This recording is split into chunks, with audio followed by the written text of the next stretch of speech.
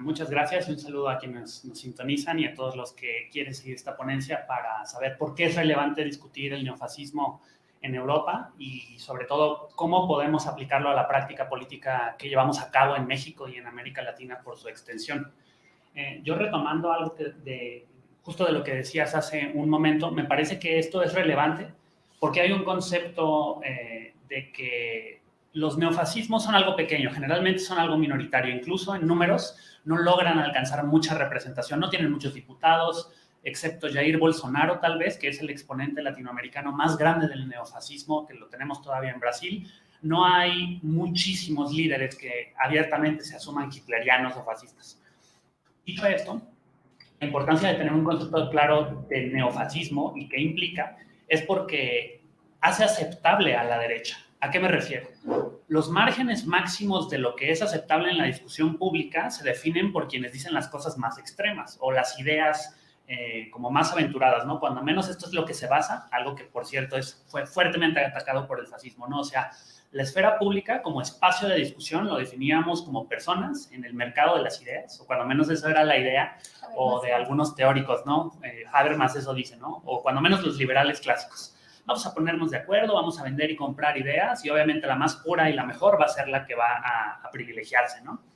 Y el neofascismo tiene vigencia el día de hoy porque al promover, por ejemplo, cosas como el expulsar a los migrantes sin ningún derecho del Reino Unido, hace aceptable políticas que se están ejecutando ahora mismo en el Reino Unido, como el tener estos guetos en África. Literalmente, la ministra de Relaciones Exteriores del Reino Unido, Priti Patel, que por cierto también accedió al pedido de extradición de Julian Assange, para que se den una idea de en dónde ideológicamente está esta ministra, que por cierto ya renunció, hicieron una especie como de cordón sanitario. Hicieron aceptable la idea en el Reino Unido de que todos los solicitantes de asilo tienen que estar en una especie de campos de concentración en un país africano y firmaron un convenio para ello. Esto es similar a lo que, por ejemplo, las potencias imperiales con la política de Stay in México han hecho que nosotros nos veamos forzados a aceptar, ¿no? Como estos grandes campos en donde los migrantes están esperando obtener asilo y derechos porque están siendo perseguidos, ¿no? Y esto es posible porque en esos países y en esos espacios políticos tenemos partidos políticos como el British National Party, o tenemos partidos políticos o políticos que incluso ya están tejiendo, a contrapelo de lo que era el fascismo o su origen, redes de solidaridad internacional, ¿no?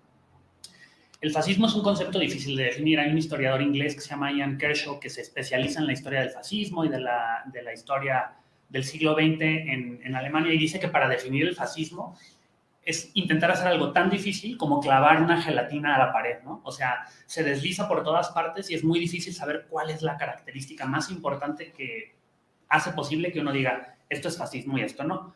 Pero hay algunas características, ¿no? El fascismo inicialmente, el hitleriano y el de Mussolini, se basaban en un fuerte componente nacionalista, ¿no? En la idea de nación, ¿no?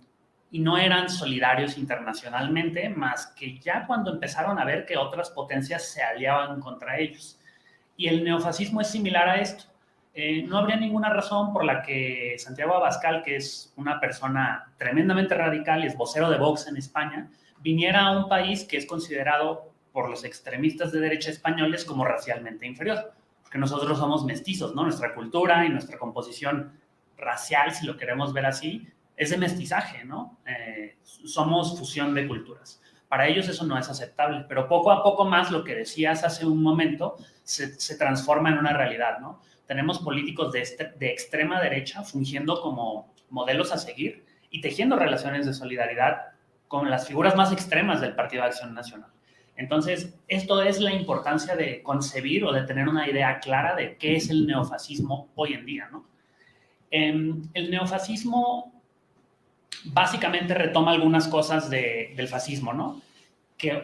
Y yo no encontré otra forma de resolver este dilema más que con algunas oposiciones, ¿no? O sea, el neofascismo pone en la mesa lo que ellos definen como un presente degenerado, es decir, ellos ven degeneración por todas partes. Ven que el arte no corresponde con los valores nobles, ven perversión, ven sexualización, ven mercantilización de los hombres y de las mujeres. Y lo peor de todo es que es fácil creerles porque es una ilusión que vende muy bien, es decir, apunta a problemas reales. Por eso lo que tú dices de que el neofascismo tiene una base social, vale la pena tenerlo muy claro como latinoamericanos, ¿no? Estas cosas venden porque apuntan a problemas que existen. Si negamos los problemas que señala el neofascismo y hacemos, y ahorita vamos a hablar o voy a hablar del caso alemán, hacemos algunas cosas como intentar sacarlos de la esfera pública, eso puede ser muy contraproducente, ¿no? Y esto se contrapone a nosotros que nos asumimos, o yo que me asumo de izquierda, a un futuro utópico, es decir, la izquierda o lo social, quienes creemos en la gente y en el potencial humano, no vemos degeneración por todas partes, ¿no? Vemos problemas a resolver y podemos construir un futuro utópico. Entonces el neofascismo se basa en esta visión, ¿no? De que el presente es degenerado. Eso incluso nos remite a muchas cosas que podríamos irnos a los 30 o los 40 cuando hicieron estas exposiciones del arte degenerado, ¿no? Los nazis y la quema de libros, ¿no? Vale la pena regresar a un teórico de los 20 y de los 30 también. Walter Benjamin decía, y esto nos medio ayuda un poco a entender algo que es tan difícil como el neofascismo, él afirmaba que el fascismo era tan exitoso porque metía la estética o el arte en vez de la política. Entonces, en todas las exhibiciones de poder que tenemos neofascistas, incluso tenemos estos trajes de Hugo Boss, la estética nazi o fascista era tremendamente elegante y tremendamente atractiva. Y utilizaron instrumentos de propaganda que nosotros ahora conocemos en el cine y lo siguen utilizando, ¿no? Quienes estén familiarizados con el cine pueden conocer un instrumento que se llama dolly, que es como una especie de un riel, como un carril de tren pequeñito por donde transita una cámara y se pueden hacer tomas fijas muy impresionantes. Eso, durante los 20 y los 30, rumbo a las Olimpiadas en Alemania, fue utilizado como una estrategia de propaganda en un filme que es muy famoso en la historia del cine, La voluntad del poder de Leni Riefenstahl, e incluso tiene algunos otros, ¿no? Uno conmemorando las Olimpiadas en Berlín. Entonces, Benjamin dice que hay que tener mucho cuidado cuando la política comienza a transformarse en un espectáculo súper atractivo, ¿no? En estos mítines tan potentes como el Make America Great Again de Donald Trump, en estas figuras tan mediáticas que se basan más en Twitter, en las redes sociales, en los shows de televisión de realidad para gobernar. Eso hay que tener mucho cuidado, porque según los teóricos que vivieron y sufrieron el fascismo y que incluso como Benjamin terminaron suicidándose a causa del fascismo, nos dicen que a eso hay que ponerle mucha atención, ¿no? Cuando el arte y la estética empiezan a sustituir a la política. En la izquierda hacemos lo opuesto. En la izquierda politizamos el arte. Eso es muy distinto, ¿no? Otra característica a la que podemos poner atención y que en todo el mundo puede comportar lo mismo con el neofascismo, ¿no? El neofascismo se suscribe al fascismo, es decir, dice que no hay que cuestionar el orden de las cosas porque es natural e incluso racial o biológicamente tiene sentido, ¿no? Como los blancos son superiores a los negros o a los mestizos, los ricos o que acumulan mucho capital es porque son personas fundamentalmente más inteligentes o superiores, ¿no? Contra la visión social o de la izquierda, que es un orden construido, quiere decir, nada que sea humano es permanente o es fijo, nosotros lo podemos cambiar, ¿no? Y el fascismo o el neofascismo también, y eso sí lo comparten estas dos ramas, el moderno y el antiguo, busca que la gente se agarre de la autoexpresión. Es decir, los alemanes cuando hablaban de un sentido de comunidad, después de que habían tenido una guerra desastrosa y se habían destruido las relaciones familiares, económicas, sociales, no había acuerdo de convivencia, le dijeron a la gente, aquí hay un símbolo alrededor del cual te puedes organizar, ¿no? Y eso lo usa la derecha y por extensión el neofascismo para que tú te sientas a gusto expresando tu identidad individual en vez de cuestionar las relaciones de producción. Ese choque entre esas dos ideas, el nacionalsocialismo y el comunismo o el marxismo en los 20 y los 30 todavía tiene consecuencias ahorita, ¿no?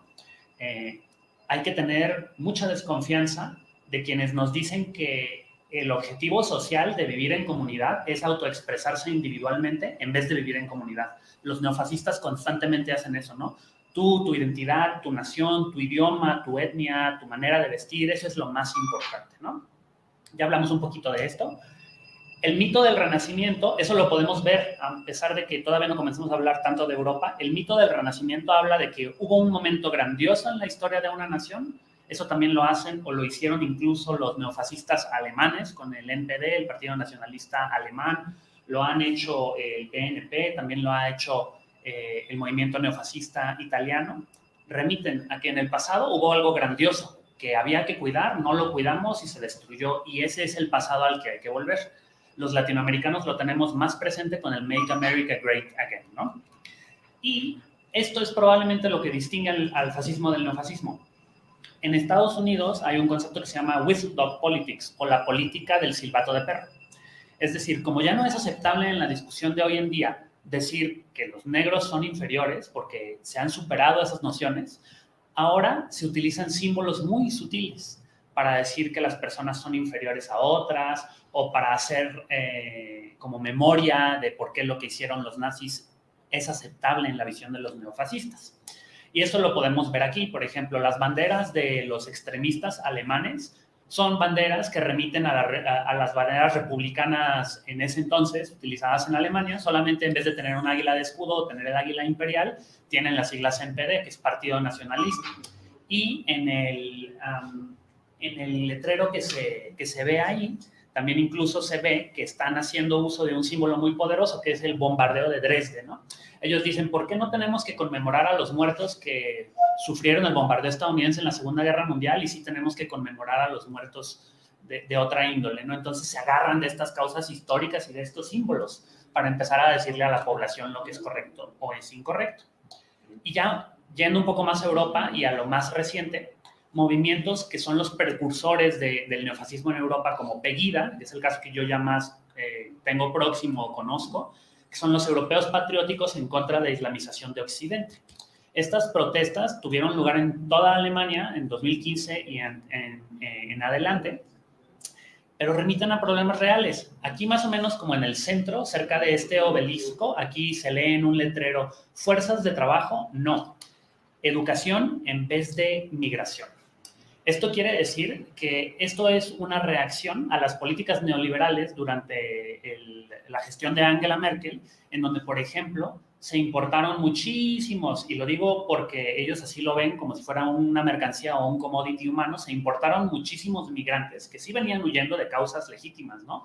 Y después la política de puertas abiertas para los inmigrantes o refugiados de Siria hizo lo mismo. Y yo no lo digo porque sea una teoría de la conspiración, hay que ser muy serios y no caer en esos abismos que es tan fácil. Yo lo digo por dos razones. En el milagro económico alemán de los 50s o los 60s, cuando el país estaba destruido, se necesitó una gran cantidad de mano de obra. Y los alemanes hicieron algo que hasta el día de hoy tiene consecuencias. Abrieron las puertas a los turcos. Les dijeron a los turcos, quien quiera un trabajo aquí, vengan, intégrese. Y lo hicieron e importaron millones de trabajadores turcos, supuestamente por un tiempo limitado. Eso obviamente no pasó. Y ahí nació el experimento del multiculturalismo, o como Merkel lo bautizó, multiculti. La idea de que no había necesidad de integrarse a la sociedad dominante, sino que distintas culturas podían convivir en el marco de un Estado democrático alemán. Evidentemente ese experimento fracasó y aquí tenemos incluso, de nuevo, este dog whistle politics, banderas de este tipo en las manifestaciones de Pegida.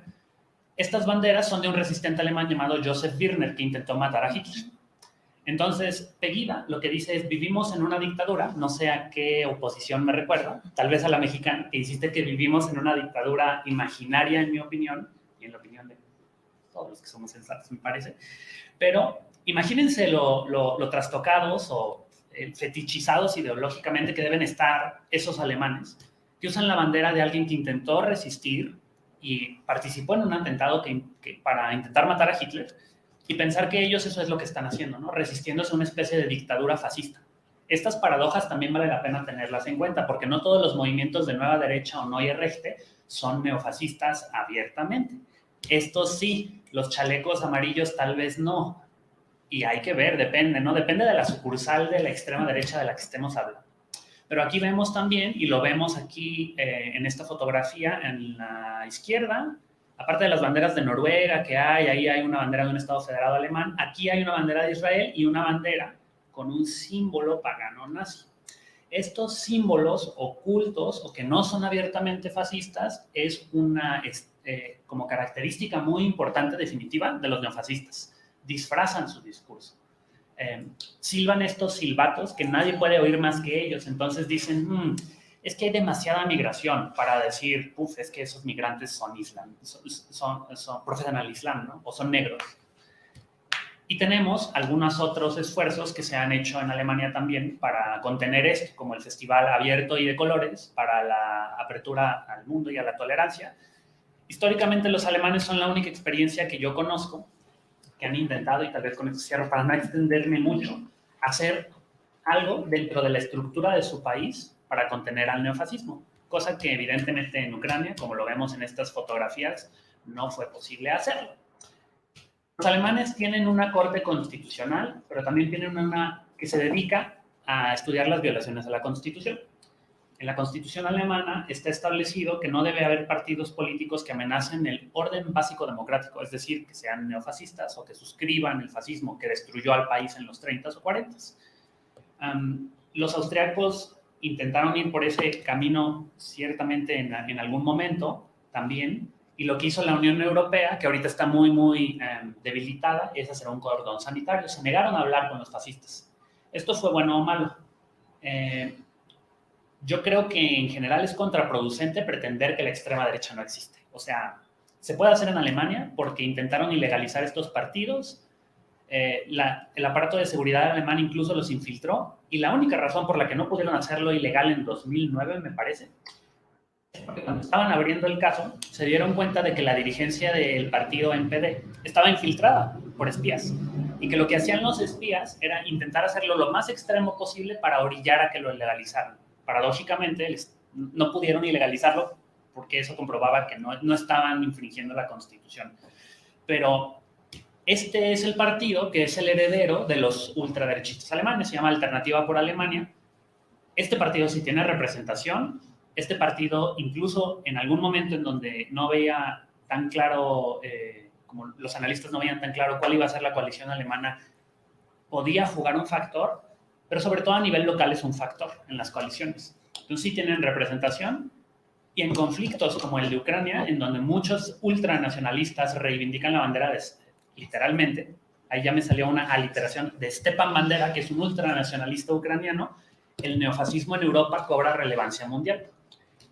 Pretexto o no, guerra de agresión o no, esta contraposición de ultranacionalismos ucranianos por un lado y rusos por otro, han causado que, como siempre, los pueblos sean los que más sufren las consecuencias de las guerras a las que las extremas derechas o las derechas más duras siempre orillan, ¿no? El soldado de a pie es el que normalmente sufre, y que aunque en la trinchera tenga una bandera de ultraderecha, cuando muere, el único que asume las consecuencias son él y su comunidad y su familia. Así que la relevancia, yo creo, aparte de las acciones antifascistas que se llevan a cabo en México, es siempre recordar lo siguiente.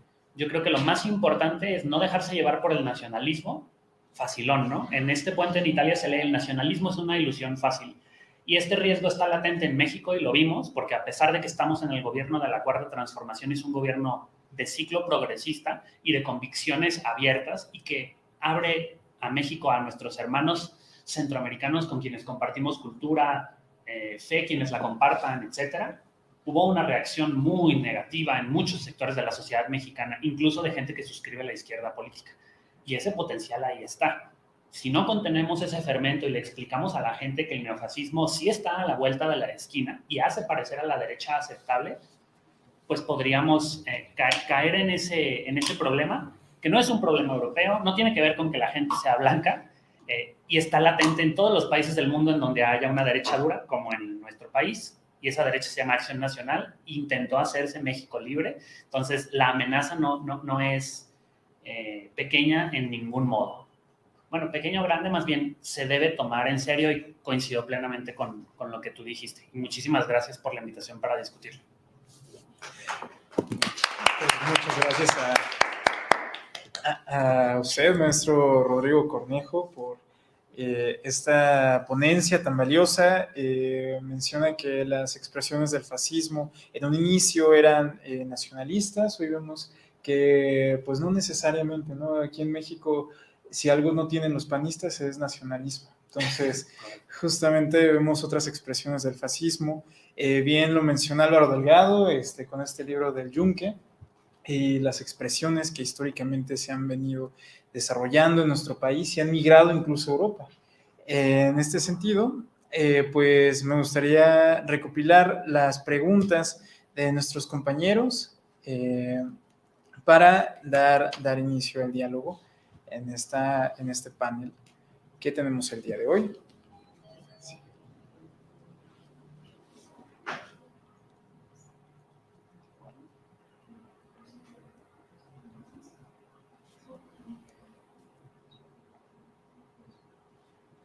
En línea tenemos nada más comentarios.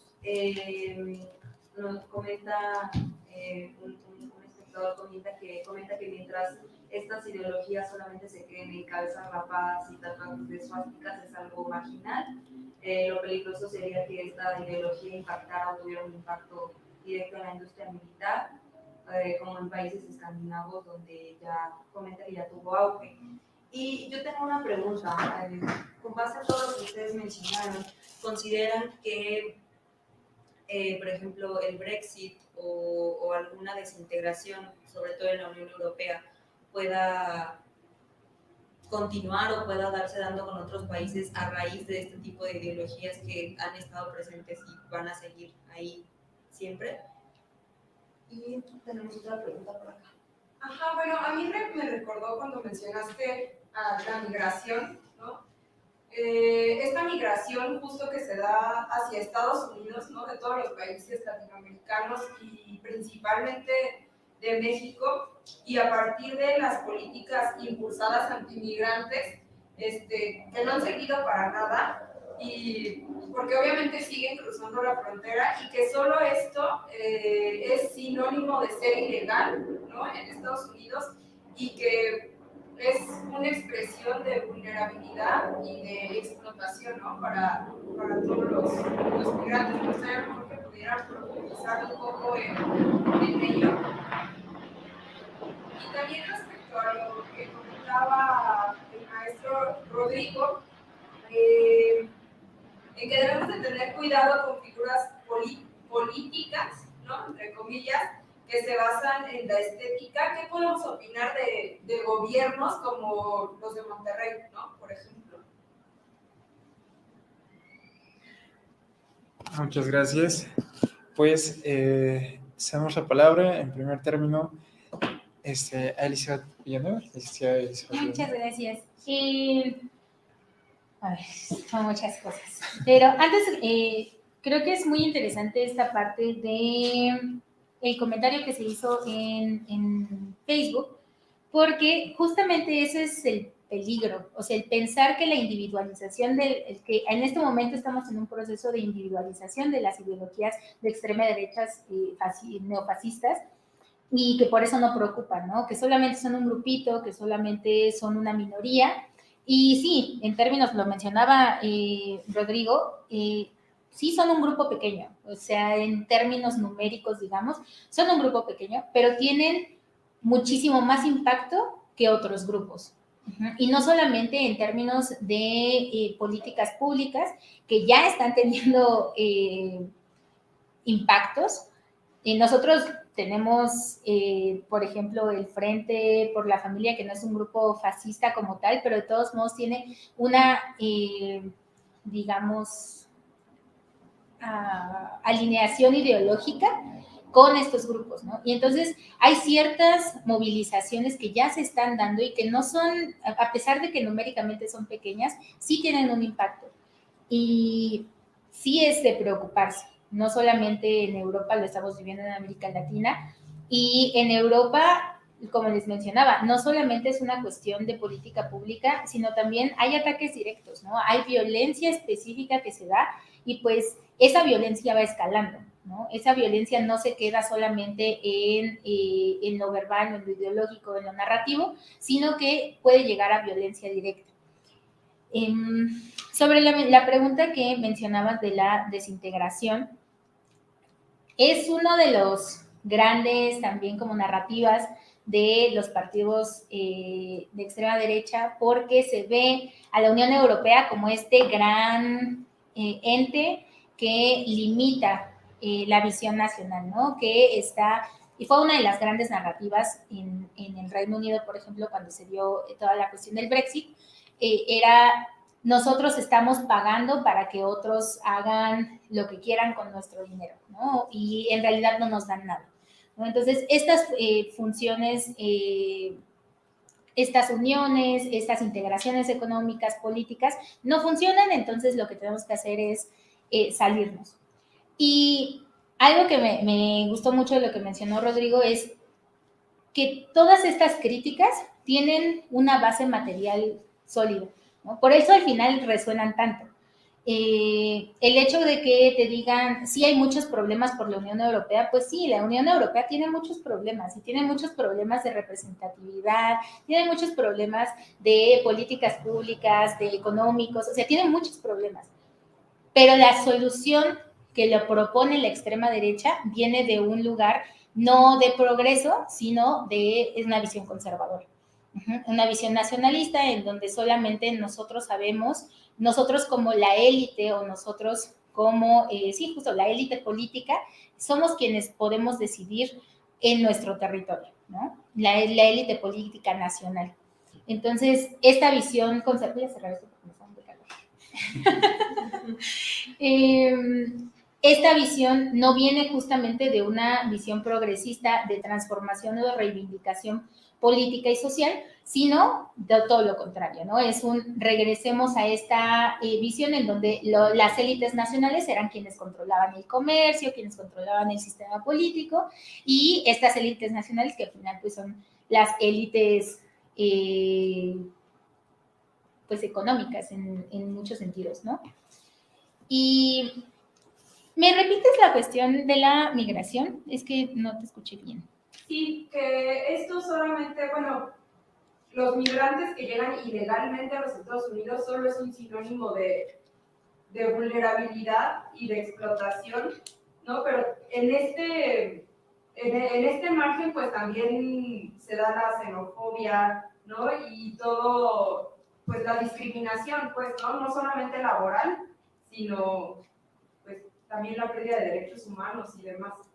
Sí, al final, y esto pasa tanto en la migración México-Estados Unidos, la migración latinoamericana hacia el norte global, como desde en Europa tiene un problema enorme migratorio, así muy, muy, muy fuerte, y justamente es un problema multifactorial, ¿no? O sea, no solamente es una cuestión económica, sino también podemos verlo en la recepción de los migrantes ucranianos a los migrantes africanos, ¿no? O sea, sí hay una distinción y esto también es multifactorial.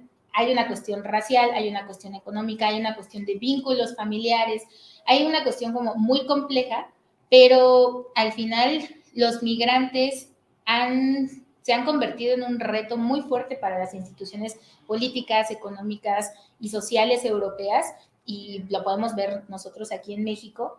Y el problema es ese, ¿no? O sea, volvemos a lo mismo. Es un problema real, es un problema que las instituciones no han podido dar respuesta a ese problema. Y entonces la extrema derecha dice, mira, tus instituciones progresistas no funcionan y lo que están haciendo es afectarte a ti, ciudadano alemán, si tu ciudadano griego, ciudadano italiano, si ciudadano francés, a ti te están dejando de dar cosas para apoyar a otros, ¿no? Entonces, esta visión de, a pesar de que la migración es un proceso sumamente vulnerable, que te convierte en un individuo sumamente vulnerable, se utiliza toda esta retórica para convertirte en el mal, ¿no? En el mal que va a atacar la estabilidad, la economía, etcétera, etcétera, ¿no? Entonces, todos esos procesos retóricos también tienen impacto en estas políticas y en mucha resistencia de los ciudadanos y ciudadanas, ¿no? Y no me acuerdo. Bueno, voy a dejarle aquí para que puedan contestar. Maestro Rodrigo Cornejo. Retomando lo que dices de la Unión Europea, es que la opción neofascista está vacía, ¿no? Cuando se discutía el Brexit, había, bueno, todavía hay, ya que creo que ni es político, pero una figura que se llama Nigel Farage, que recorría en una especie como de autobús del Brexit comunidades sobre todo las más afectadas por su interpretación de que se gasta una libra esterlina aquí en la Unión Europea para subsidios de los franceses y a ti te hace falta que tu centro médico o que tu maestro gane buen dinero, ¿no? O sea, este discurso sí se puede replicar y se ha replicado en varias partes. Pero el día después de que la opción de Brexit quedó claro que iba a suceder y que después causó muchísimos problemas políticos porque nadie sabía qué hacer, entonces se les hizo verdad a la derecha y a los neofascistas el be careful what you wish for, cuidado con lo que deseas porque se puede hacer realidad.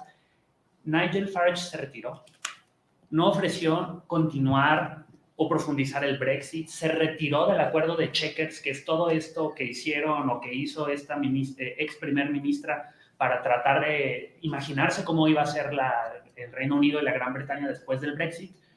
Y la gente que fue engañada por Nigel Farage se dio cuenta de una realidad, suponiendo como si uno fuera de extrema derecha, de que no habían podido sacar a los inmigrantes negros. Eso es un hecho, porque los inmigrantes negros que están en el Reino Unido son africanos y son parte del proceso de descolonización del Reino Unido. O sea, son ciudadanos de la mancomunidad del Reino Unido. Tienen, de hecho, de pleno derecho, indefinite right to live, o el derecho de quedarse ahí, porque es una especie de como ciudadanía de medio segunda clase, pero sí les da el derecho para quedarse ahí, ¿no? Entonces se dieron cuenta que los habían engañado, ¿no? Los inmigrantes que más les disgustaban no podían salir. Y de hecho, los inmigrantes que más útiles les eran, y eso fue muy famoso en la discusión pública o en la mediatizada del Reino Unido, los plomeros polacos, ¿no? Entonces se dieron cuenta de que la mano de obra barata que había venido de Polonia, que generalmente eran sus plomeros, las personas que llevaban a cabo o que conducían más bien los camiones para llevar a cabo la logística que tenía llenos los supermercados, todo eso, de repente iba a desaparecer bruscamente, ¿no?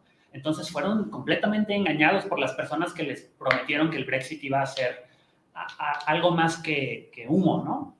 Y lo que nos preguntan es cierto, ¿no? Como lo único que hizo el Brexit fue decirle a la gente, todavía existe una identidad inglesa, ¿no?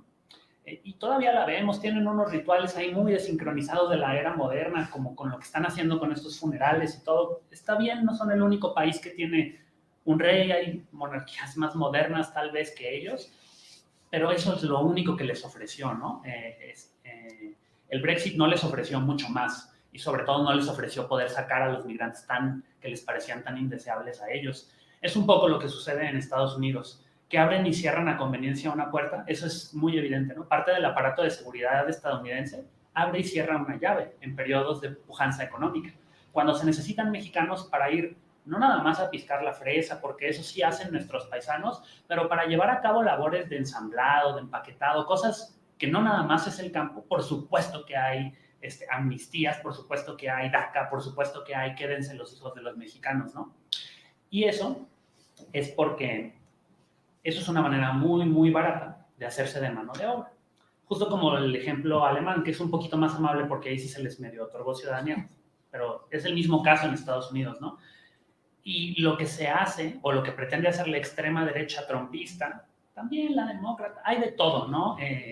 Los demócratas tejanos son más parecidos a un panista que otra cosa, ¿no? Hasta portan sombrero a la misma usanza que los muy conservadores de algunas regiones serranas de México, que merecen todo nuestro respeto por vivir en donde viven, pero no por las convicciones xenófobas que muchas veces se expresan, ¿no? Y lo que se hace es, se abre la puerta de los migrantes y a los mexicanos se les dice, vengan, y a la misma vez, y hay que tener cuidado, los medios masivos de comunicación instigan esto, aguas con los mexicanos. Eso lo hacen para que haya problemas dentro de la misma clase social subordinada. En el periodo más fuerte en la izquierda estadounidense, cuando las Panteras Negras se comenzaron a organizar, hubo un peligro para el orden establecido estadounidense. Empezaron a hablar con los puertorriqueños, con los mexicanos, y se empezaron a dar cuenta de que la división artificial entre afroamericanos y mexicanos era eso, una división artificial, que son las dos clases subordinadas, que la única diferencia entre un estadounidense afroamericano y un mexicano a veces ni siquiera es la ciudadanía, porque la ciudadanía de segunda clase, esa la tiene el afroamericano. Y todo esto, de abrir y cerrar las puertas, y lo que pasa en Fox News, y todo este neofascismo, es para que no haya solidaridad en la misma clase social entre mexicanos y afroamericanos, que la hubo en los 70s, y ahora está completamente destruida. Si eso pasara, serían una fuerza electoral imparable en el sur-sureste de los Estados Unidos. Si eso pasara, hubieran podido presionar a un presidente neoconservador moderado como lo fue Barack Obama para que hiciera muchas más cosas para otorgarle ciudadanía a los mexicanos y darles más derechos y más avance en derechos civiles a los afroamericanos. Pero no pasó. Pero puede pasar, ¿no? Para eso hay que estudiar el neofascismo. Los afroamericanos lo conocen mejor por una experiencia directa que han tenido como en el mundo angloamericano, y los mexicanos no lo conocemos tanto. Entonces valdría la pena que los paisanos que nos ven hablen con sus vecinos de las comunidades guetoizadas en todo el sur-sureste de los Estados Unidos para que les cuenten las experiencias, ¿no? Y cómo podríamos desarmar gobiernos que usan la estética en vez de la política.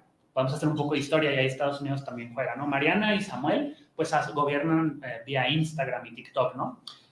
Las primeras herramientas que la izquierda política descubrió contra el fascismo y su maquinaria de propaganda fueron el humor. Charles Chaplin tiene una película muy famosa que se llama El Gran Dictador. Es una película muda de los 20s en donde hacía mucha burla de Hitler. Entonces, si el fascismo es serio y tiene gravitas y esta como aura de que es muy, muy importante, hay que desarmarlo con humor y con ridículo. Esa es una manera. Y la otra es que se deben hacer esfuerzos de contrapropaganda. Los estadounidenses, siendo expertos en propaganda, hicieron muchísimos esfuerzos de propaganda contra el fascismo, ¿no? Hay una película, bueno, es como un corto animado, muy, muy, muy chistoso. De hecho, está disponible en YouTube, se llama La cara del Führer o Der Führer's Face, y es una película en la que el Pato Donald tiene una pesadilla. Y el Pato Donald tiene una pesadilla en la que se despierta en la Alemania nazi y nada funciona, y lo obligan a estar haciendo esvásticas en una fábrica. Es una película interesante como un artefacto de contrapropaganda, ¿no? Pero siempre hay que saber utilizarla muy estratégicamente. Un autor chileno nos dice la otra cara de esto. Ariel Dorfman escribió un libro que se llama Para leer al Pato Donald, y habla de cómo fácilmente esos esfuerzos de propaganda se nos pueden salir de las manos. Entonces yo creo que esos gobiernos hay que desarmarlos en ese aspecto, ¿no? No hay nada más ridículo que una persona que piense que subiendo historias de Instagram puede resolver los grandes problemas. De hecho, yo creo que hasta para los empresarios regios ha de ser bien preocupante tener a un amateur de esa categoría en los destinos de un estado tan económicamente importante. Hasta para los conservadores debería de ser preocupante, pero hay que exponerlo, hay que exhibirlo en el mal sentido de la palabra para que sea tan ridículo que nadie lo pueda tomar en serio, porque los únicos que toman en serio su virreinato yo creo que son ellos mismos y algunas personas que todavía no pueden, y a eso debemos de ayudarles desde la izquierda, no a evangelizarlos o convencerlos, pero a desarmar esas ilusiones. Todavía no pueden ver que lo que están viendo no es un reality, es un gobernante. Por eso, a eso se refiere cuando se pone la estética por encima de la política. Te ponen como un velo traslúcido que no te deja ver, te deja ver las sombras. Yo creo que si los ridiculizamos o los exhibimos, podemos empezar a desarmar su gobierno. Es tan patético que tiene un logo que parece un logo de una marca de ropa en vez del logo del gobierno de Noruega. Pero, pues bueno, eso es una batalla que los compañeros regios deben de ayudarnos a dar también. Y también la gente en el exterior, los que nos ven. Tenemos otra pregunta de la transmisión y preguntan si tienen alguna recomendación para la comunidad mexicana que vive en Europa para hacer frente al neofascismo. ¿Quieres empezar? Así empieza todo. ¿Cómo salvar al mundo? Sí, ¿cómo combatirlo? Sí, es complicado. Creo que sí es bastante complicado, pero creo que algo que dijo Rodrigo es muy importante. Al final, muchas de esas estrategias son y se basan en la individualización del sujeto. Entonces, esta visión de la individualización de los problemas sociales nos ciega en muchos sentidos, ¿no? Entonces, si a ti te dicen, es que no hay trabajos, ¿no? O sea, eso es un problema estructural del capitalismo, de la fase del capitalismo en la que nos encontramos, es un problema estructural. Pero si a ti un político te dice, es que no hay trabajo porque llegaron migrantes, entonces tú vas a decir, pues claro, es que ese migrante me está quitando mi trabajo, ¿no? Entonces, en lugar de ver una visión estructural, una visión de un problema creado socialmente, estás viendo un problema individualizado, ¿no? Y entonces buscas un culpable específico, individual, que se convierte en este chivo expiatorio, ¿no? Entonces, esta visión de individualización que existe de los problemas sociales se puede romper. No es como que sea una verdad universal y que nosotros tengamos que creerla. Y mucho de esta individualización se puede romper con la organización comunitaria, con la organización de base. Y, por ejemplo, quienes están en Europa como migrantes, que lo que decía, ¿no? O sea, hablen con sus compañeros de trabajo, con sus vecinos. Al final, la construcción de la comunidad se da desde los lazos micro, ¿no? Entonces, es muy complicado decir, vamos a dar una solución al fascismo, porque aparte el neofascismo tiene como muchas caras, ¿no? O sea, alrededor de Europa también es muy diferente. Entonces, creo que un primer paso sería fomentar la construcción de comunidades tanto entre migrantes como comunidades locales, ¿no? O sea, la importancia de lo local. Decía Rodrigo hace un momento en su exposición que los partidos neofascistas, y es muy cierto, son muy, digamos, a veces como desechados porque en lo macro, en lo nacional, se ven muy poquito, ¿no? O sea, se ven muy chiquitos. En Reino Unido son como el 2%, ¿no? Este partido neofascista es como el 2%. Pero si nos vamos a lo local, esos números crecen, ¿no? Entonces, la importancia que tiene lo local es, a veces nos dejamos cegar por, no, es que cómo voy a cambiar el país, ¿no? O sea, cómo voy a impactar en las elecciones del parlamento, del presidente, o etcétera, etcétera, ¿no? Pero sobre todo para estos movimientos, lo local es fundamental. Entonces, la construcción de comunidad creo que puede ser un buen paso, les digo, tanto entre migrantes como con la comunidad a la que se integran, y no en este sentido justamente conservador de llegar y ser como ellos, ¿no? Y convertirse en alemán o convertirse en francés y negar como esta raíz, sino en esta visión de diálogo, de construir proyectos locales. Entonces, creo que ese es un primer paso, porque pues si al final decir, sí, de esta forma vamos a acabar con el neofascismo es muy complicado. Y yo coincido, al final creo que a pesar de que tenemos que tratar institucionalmente de delimitar que ciertos discursos lleguen a espacios de toma de decisión política, es muy complicado negar solamente que existen, ¿no? O sea, no podemos decir, pues solamente porque yo digo no van a estar, porque al final están, ¿no? Y lo que tenemos que crear, eso nosotros les estoy hablando desde lo local, pero institucionalmente también hay que crear mecanismos que permitan que esos discursos se vean, pues, desnudados de alguna manera, ¿no? O sea, porque al final es eso, es cambiar la percepción de la realidad discursivamente, y eso también se puede combatir, ¿no? Entonces, tanto en lo local como en lo institucional, creo que sí hay muchos espacios para trabajar contra el neofascismo. Y hay una buena tradición no antifascista de acción directa, pero los europeos sí suelen hacer contrademostración, bueno, no demostraciones, como contraprotestas a las protestas de la extrema derecha. Entonces, probablemente la mayoría de los mexicanos en el exterior estén en países no periféricos, no van a estar en Alemania, van a estar en el Reino Unido, en Francia, o tal vez en menor medida en países europeos medio periféricos, como España, ¿no? Y en todos estos países sí hay claramente una opción política en donde involucrarse, ¿no? En España, pues hay que ver las opciones municipalistas y medio podemitas ahí. Urge que los mexicanos en el exterior, aparte de estar politizados en la diáspora, que es que hagan política con nosotros, que los necesitamos y queremos que su país vuelva a ser amable para que puedan volver, o si no quieren volver, que vuelvan a visitar, pero que no estén forzosamente o por condiciones solamente económicas en el exterior, pues sí hay que involucrarse. O sea, urge que se ciudadanicen, que voten en sus elecciones de concejalía, de comunas, y hay opciones muy claras en todos estos países que mencionamos y en otros países no los conozco tanto, pero en menor medida también, en donde ellos pueden votar, cuando menos a nivel local, que es lo que casi siempre los europeos te otorgan después de cierto tiempo de residencia, tal vez no en las elecciones nacionales o en las estatales. Entonces, vale la pena hacer eso.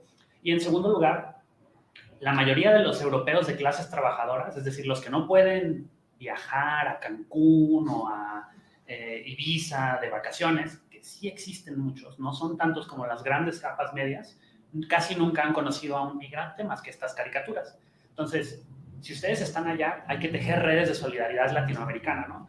Nosotros somos una gran cultura, tenemos un gran capital social, se nos respeta en virtud de nuestra cultura, eso es algo bellísimo, pero no podemos, y eso sí, no debe suceder, a menos de que sea nada más necesario, nuestras redes de solidaridad no deben limitarse a redes lingüísticas o culturales. O sea, si solamente nos mezclamos quienes están en el exterior con mexicanos o latinoamericanos, no podremos tocar las sociedades en las que ustedes viven. Entonces urge que dialoguen con las clases trabajadoras que nunca han salido a un país latinoamericano, nada más conocen la historia de la colonización de libros, o que en realidad son esta gente que te puede llegar a hacer comentarios racistas, pero que son verdad, de, bueno, es que yo no pensé que los mexicanos fueran así, o que los latinoamericanos no comieran con las manos, o que no fueran pobres, o que hablaran 2 idiomas, este tipo de cosas, que es como un producto de la ignorancia, pero también de la falta de capital que tienen las clases trabajadoras europeas que les impiden conocer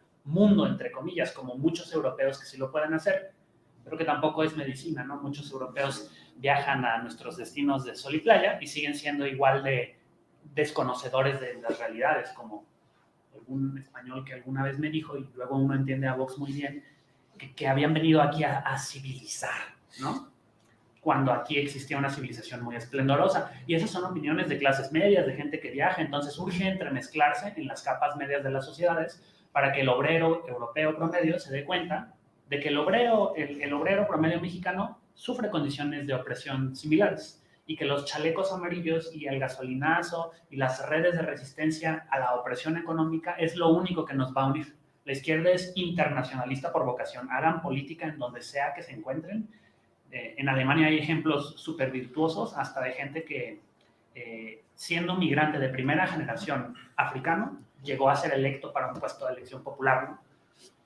Y también historias terribles de agresión y todo, pero si no lo hacen por ustedes, esa pequeña ultraderecha va a llenar el espacio por ustedes. Lo van a hacer y van a decir una serie de difamaciones terribles de ustedes como migrantes. Entonces urge hacer contraste, y cada espacio que la ultraderecha habite hay que contrarrestarlo. Eso sí, no queda duda. Es una responsabilidad grande, pero sabemos que si están en formación política como nosotros, van a estar movilizados y pues ayúdennos a contener a la ultraderecha allá, para que no se esparzan sus ideas nocivas por acá, como luego vienen a ser políticos de ultraderecha españoles.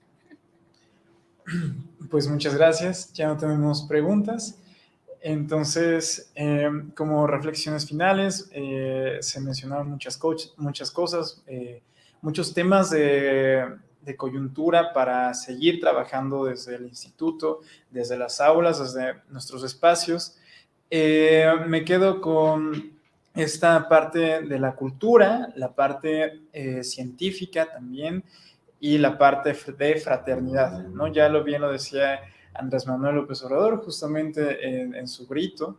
La fraternidad universal es algo que de alguna manera también contrarresta estos discursos de odio y que son anticientíficos, porque al final de cuentas todos formamos parte de una raza que es la raza humana, y como principio ético tenemos que reconocer la vida y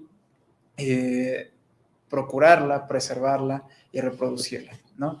Al margen de esta discusión, les doy las gracias, compañeros, y nos despedimos, no sin antes invitarlos a la sesión número 7, que es el día 28 de septiembre, y termina el bloque de Europa con el tema de movimientos progresistas en Europa, caso Francia y España. Se va a poner muy interesante, así que esperamos que nos puedan acompañar.